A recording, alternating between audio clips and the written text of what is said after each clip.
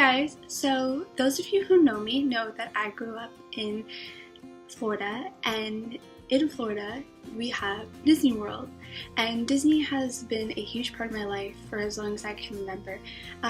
My family loves Disney. We love Disney movies, we love going to Disney World, we go on Disney cruises. It's just a huge part of my life and my family's life as well.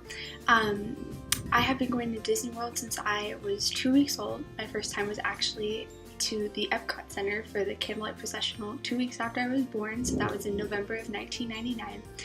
And ever since then, I have loved Disney so much. I've actually been to a park, I think it's about 47 times now, so definitely been a lot. There was a point in time where my family was going at least once a month just because it was so close, and so my family is Disney Vacation Club members, so we have all of that kind of good stuff. So I'm very passionate about Disney World, as you can tell from the years, and I wanted to share that passion with everyone else. So for my tutorial, I chose the location topic, and I am creating your ultimate survival guide to Disney World. So the very first thing I want to start off with right off the bat is planning your vacation. I cannot stress enough how important it is to plan out your vacation ahead of time. A lot of people assume that the time and day that they're going to the parks is going to be less crowded than it usually is, but that most likely isn't the case.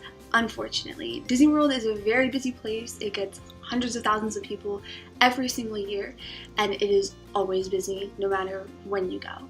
It just depends on how busy it is. It can be less busy on some days and more busy on others. It just kind of depends.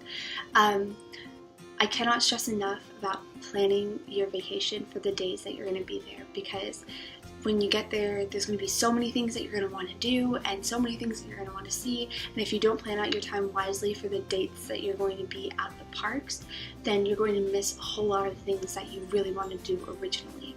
So with that being said, most of the busiest times of the year fall in the summer months, so June, July, and August, Christmas time, which is December, and spring break, which is the March, April-ish time area. I'm not saying at all that you can't go during these times, because you most definitely can, but I'm saying that you should expect longer wait times, more people, longer lines, things like that, because there's going to be more people at the park, just because that's when the major breaks in school and work fall. So also with that being said, planning out your vacation is important, but in addition to that, Disney World has actually made a tool that makes everybody's life easier, and it's called the My Disney Experience app. So if you're going to Disney World, I would highly recommend this app to anyone that is going. It is an absolute lifesaver. So on the app, it actually has the different wait times for the different attractions. So for example, if you want to see how long it would be at the Buzz Lightyear Space Ranger spin, it would say either 20-minute wait, 30-minute wait, it depends. And I've found that the wait times are actually more accurate than they seem. They usually boost them up about 5 to 10 minutes just to, have that inflation just in case. But it's not overly exaggerated, and you're also not waiting in line for a lot longer than it seems, unless, sometimes you have the case where a ride is only a 10-minute wait, so then 100 people rush to the line, and then the line unfortunately and consequently gets longer than what it originally seemed. So with that being said, they also have the different characters listed, and where to see them, different dining options. The app also, if you are staying at a Disney park and staying at a Disney hotel, they will have your hotel reservations, any dinner reservations you make, things of that kind of nature. So definitely this is super helpful, and I would recommend it to anyone who's going to Disney World. In addition to the My Disney Experience app, Disney World has created yet another helpful tool that is aiming to lessen the amount of things you have to bring into the park, and they are these magical things called magic bands. Here are some of the ones that I've had over the past couple of years. This one is my latest one because I love The Little Mermaid. But magic bands, basically what they do is they hold all of the information you could possibly ever have on them. They hold your credit cards, so when you're in line getting, say you wanted to get a lemonade, you go up and as you're checking out, instead of having to pull out your wallet and get your card out and things like that, you just tap the magic band, put in your secret PIN code that you have decided to make your magic band link to, and then you can just pay like that virtually. It's already connected. If you're staying at a Disney resort, they open your doors to your rooms, they hold all of your reservation information, and also they hold your fast passes. Now, fast passes are kind of the third thing that I wanted to talk about because fast passes are super important. So fast passes are basically like line cutters, except they're not really line cutters. Fast passes are these things that give you established times that you can go to a certain ride and not wait in the regular standby line. So for example, if I have a fast pass for Space Mountain at 2:55, that means until 3:55, I have an entire hour to get to the Space Mountain ride and just tap my magic band at the fast pass station and walk straight up to the most likely beginning of the line. Usually the major attractions like Space Mountain and Big Thunder Mountain Railroad and big roller coasters like that have a line for the fast passes, but that's just because of how many people are at the park that day.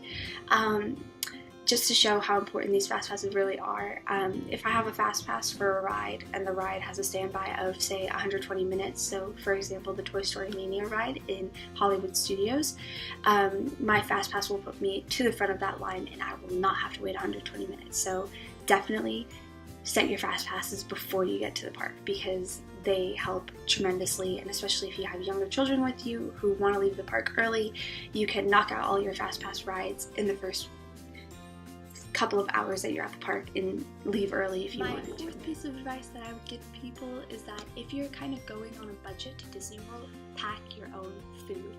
Disney is not like most other amusement parks where they make you leave your food outside. You can take food into the park. You will have to have your bag checked, but that's just for safety purposes and making sure that you're not bringing weapons or anything like that into the parks.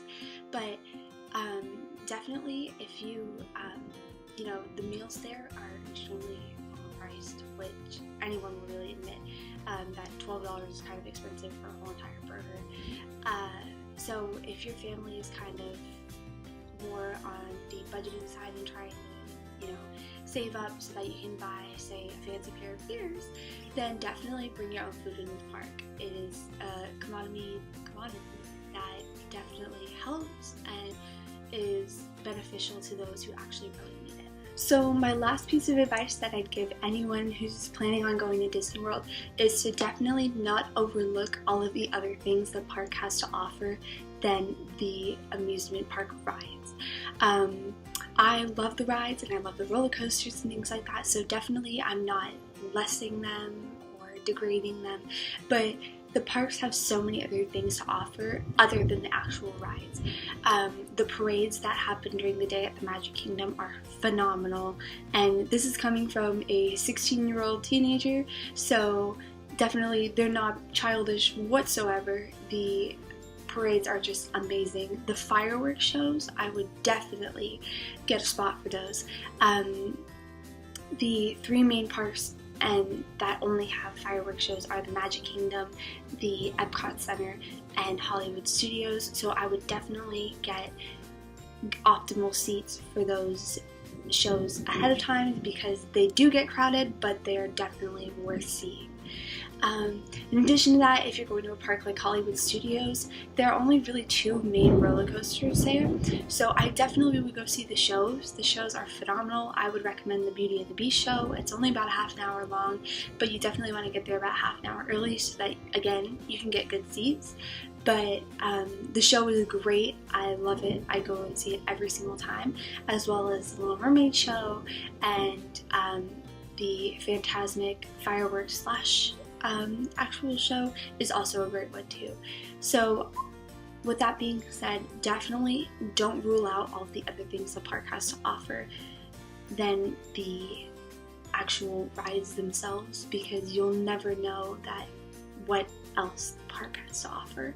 So with that being said, that's the end of this tutorial. If you have any questions or comments, leave them down in the comment section below. I hope this video helped you, and I'll see you real soon.